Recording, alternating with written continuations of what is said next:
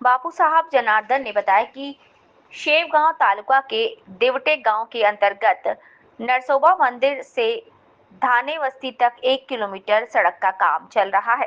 सीमा चिन्ह न होने के कारण सड़क के किनारे किसानों की जमीन बर्बाद हो रही है। जावले के किसान ने चल रहे सड़क निर्माण कार्य को रोक दिया और सीमा चिन्हों से किसी भी किसान को कोई नुकसान नहीं होगा, अन्यथा वे तहसील के सामने भूख हड़ताल करेंगे।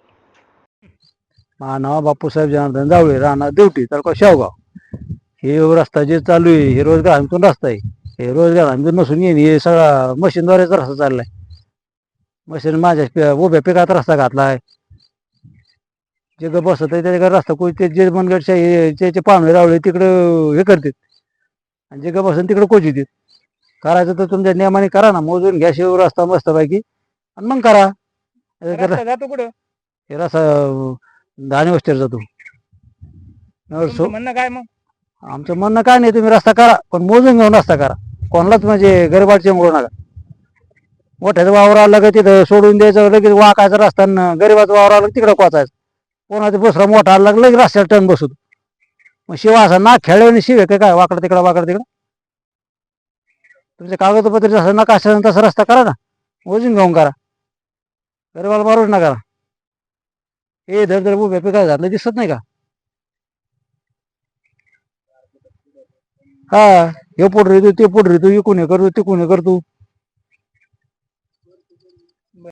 सदरील देवटे ग्रामपंचायत अंतर्गत शिवरस्ता नरसोबा मंदिर ते धान्य वस्ती असा 3 व भराट वस्ती असा 3 टप्प्यात रस्त्याचं काम रोजगार हमी योजनेतून मंजूर झालं. परंतु हा रस्ता ना नरसोबा मंदिरापासून सुरू केला ना धान्य वस्तीपासून. तर या रस्त्या हा सुरुवात ही नरसोबा मंदिर तर ते धान्य वस्ती व भराट वस्ती असा पूर्ण करण्यात आला पाहिजे.